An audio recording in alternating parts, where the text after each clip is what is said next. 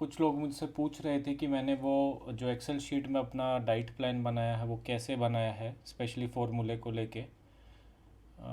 Diet plan Excel में बनाने का मेरा मेन रीज़न यही था कि जब आपको टारगेट की डेफिसिट में बनाना है या सरप्लस में बनाना है तो आपको ये टारगेट चाहिए होता है, और उसके हिसाब से आपको टारगेट के अकॉर्डिंग आपको अपनी कैलोरीज एडजस्ट करनी पड़ती है। आप जब पेपर पे बनाएंगे तो शायद हो सकता है कि आपने एक फूड की क्वांटिटी इस हिसाब से डाली कि आपकी उतनी कैलोरी बन ही नहीं रही है, फिर आपको उसको काट के फिर वैल्यू करना है चेंज। तो एक्सेल में आप वो इजीली कर सकते हो, और अगर आप फॉर्मूला लगाओगे तो आपका आधा काम हो जाता है, क्योंकि आपको सिर्फ जैसे वेट, हाइट, एज वो सब फिल करना है, एक्टिविटी फैक्टर, तो फार्मूला अपने आप कैलकुलेट करके आपको अगली सेल में आंसर दे देता है। तो मैंने वो एक्सेल बनाई है, वो पूरी एडवांस नहीं है, उसको और बेटर भी बनाया जा सकता है।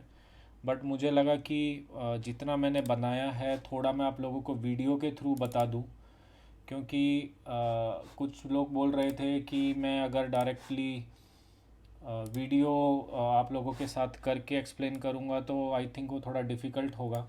तो आपको बेसिक अंडरस्टैंडिंग के लिए पहले मैं ये वीडियो बना लेता हूँ, अगर किसी को कुछ क्वेरी होगा तो मुझसे पूछ लेना। तो इसमें यार मैंने ऐसे बनाया है कि ये मेरा फ़ैट लॉस का ये खुद मेरा डाइट प्लान है जो मैं फॉलो करता हूँ। तो अभी जब मैंने स्टार्ट किया मेरा वेट था 84। मैं डेली ट्रेन करता हूँ, हैवी ट्रेन करता हूँ, तो मैंने एक्टिविटी फैक्टर 1.5 लिया, बाकी अपनी डिटेल्स डाली। तो ये जो मेंटेनेंस कैलोरी है इस सेल में मैंने फार्मूला लगाया, वो जो फार्मूला मैंने लगाया वो यहाँ दिखाई दे रहा है। फार्मूला का अगर आपको पूछना है डिटेल में कभी मैं आपको बता दूंगा, बट ये काफ़ी सिंपल होता है। जैसे मैंने इसमें जो मैंने ये फार्मूला लगाया, इस पर क्लिक करके यहाँ पे मैंने फार्मूला टाइप किया कि दिस इज़ इक्वल्स टू, फिर जो हमारा फार्मूला है this is for mails, female के लिए अलग होगा, ये मैंने अपने लिए फार्मूला डाला है। और इसमें ये जो वैल्यूज़ हैं, सेल की वैल्यूज़ हैं कि 9.99 टाइम्स C28। अब जो C28 है वो वेट है, तो फॉर्मूले में वहाँ वेट आता था 9.99। तो यहाँ पे मैं जब भी वेट डालूंगा केजी में वो अपने आप वहाँ से फार्मूला लगा के यहाँ वैल्यू दे देगा मुझे। तो ऐसे मैंने यहाँ फार्मूला डाला, मेंटेनेंस कैलोरी आ गया। उसके बाद मैंने डिसाइड किया मैं डेफिसिट कितना रखूँ, तो मैंने सोचा 200 से 300 के बीच में रखता हूँ। तो इधर मैंने अपना डेफिसिट डाल दिया।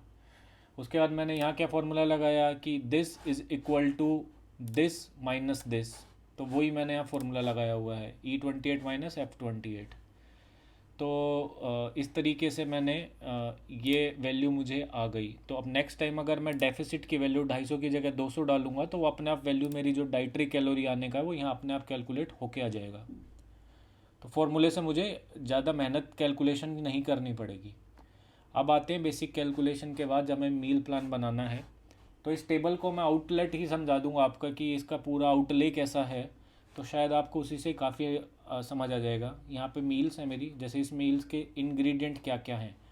जैसे ब्रेकफास्ट ओट स्मूदी है तो उसमें क्या क्या मैंने डाला है, तो इसमें मैं ये इंडिविजुअल इंग्रेडिएंट्स डाले हैं। इसकी सर्विंग, अब सर्विंग के लिए जो मैं यूज़ करता हूँ वो मेरे पास किचन वेइंग स्केल है, उससे मैं करता हूँ, और जो ओट्स के ऊपर न्यूट्रिशन इन्फॉर्मेशन है वहाँ से लेता हूँ।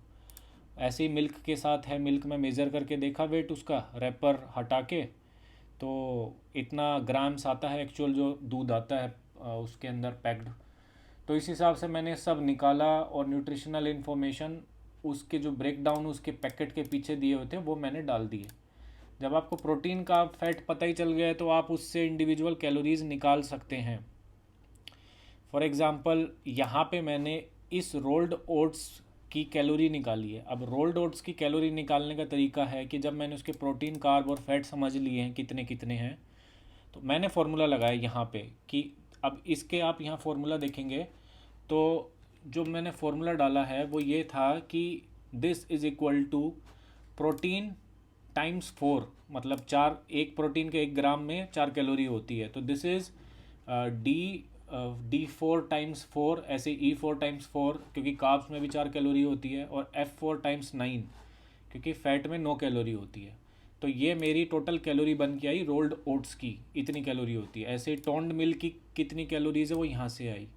डायरेक्ट में उठा भी सकता था, बट ब्रेक डाउन करने से जब मैं यहाँ नीचे आऊँगा तो मुझे यहाँ से इंडिविजुअल मैक्रो के ग्राम्स आ जाएंगे, जिससे मैं इंडिविजुअल मैक्रो की कैलोरी निकाल लूँगा कि उस मैक्रो से कितनी कैलोरी आई। और फिर मेरे पास जब टोटल कैलोरी है तो मैं उसका परसेंटेज निकाल लूँगा कि टोटल जो प्रोटीन है जिससे मुझे कैलोरी मिली है वो मेरे टोटल कैलोरीज़ का कितना परसेंट है। तो बस मैंने वही किया, इंडिविजुअल का डाल के यहाँ पे इंडिविजुअल की कैलोरी निकाली। फिर इम्पोर्टेंट ये भी होता है कि हर मील में आप ये भी देखें कि आपका कैलोरी ब्रेकडाउन क्या है।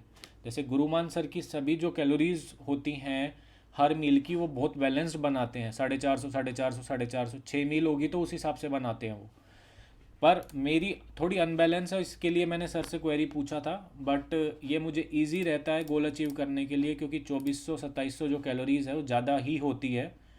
उसको अचीव करने के लिए आपको कैलोरी पीने की तरफ फोकस देना पड़ता है खाने से ज़्यादा, क्योंकि चबा चबा के खाने में आप सेचूरेट हो जाते हैं, पीने में वो पता नहीं लगता है। तो ये मैं वर्कआउट करने के बाद आके पीता हूँ तो इतनी कैलोरी आराम से मुझसे कंज्यूम कर ली जाती है।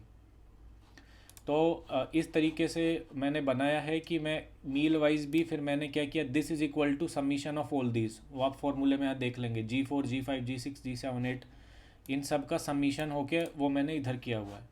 इंडिविजुअल फिर मैंने ऐसे ही मील वाइज सबका समीशन करके, जैसे ये इन तीनों का समीशन है, ये इन चारों का समीशन है, ऐसे कर करके ये समीशन किया।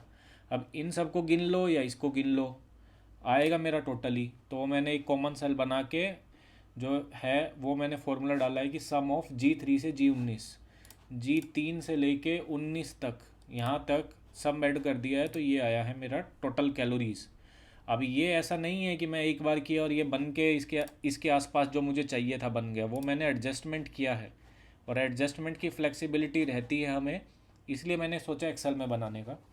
उसके बाद जब आपके पास टोटल कैलोरीज आ गई, आप इधर इंडिविजुअल प्रोटीन के ग्राम, इंडिविजुअल मैक्रो के ग्राम्स ऐड कर लीजिए, प्रोटीन के कितने ग्राम्स और टोटल दिन में हर मील का मिला के, कार्ब का भी फैट का भी। अब प्रोटीन के इतने ग्राम है तो कितनी कैलोरी, 4 से मल्टीप्लाई किया तो इसमें फिर फॉर्मूला लगा दिया, दिस इज इक्वल्स टू ऊपर वाली सेल जो D20 है उसका 4 गुना, क्योंकि 4 कैलोरी है, ऐसे कार्ब्स में ऐसे फैट में 9 गुना। तो ये मेरी कैलोरीज आ गई। अब जो कैलोरीज आ गई फिर मैंने यहाँ परसेंटेज का फॉर्मूला लगाया कि this is equals to what, this is equals to ये जो है वैल्यू, जो दिस इज इक्वल्स टू जो मेरा D21 है, जो इससे ऊपर कैलोरी दी गई है प्रोटीन की, ये है परसेंटेज। तो जो परसेंटेज है वो कैसे आएगा कि कैलोरी की वैल्यू डिवाइडेड बाय G20 है ये टोटल कैलोरीज, मल्टीप्लाइड बाय 100, तो वो परसेंटेज में आ गया। सेम ऐसे फॉर्मूला मैंने इसमें लगाया है कि ये परसेंटेज कैसे आया, 1176 डिवाइडेड बाय 2485 मल्टीप्लाइड बाय 100, तो ये वैल्यू आ गई, ऐसे ये आया। तो मुझे लगभग ब्रेकडाउन आ गया कितना कितना प्रोटीन कितना है, मेरी टोटल कैलोरी का कितना परसेंट शेयर है उसका, कार्ब का कितना परसेंट है कैलोरीज़ की फॉर्म में, फैट का कितना है। बस उसके बाद मैंने टोटल कैलोरी ऐसे नीचे लिख दिया है। ऐसे आप लोग बना सकते हैं। अगर इसमें फर्दर कुछ क्वेरी हो तो आप मुझसे पूछना, फिर मैं आप लोगों को वो एक्सप्लेन कर दूंगा।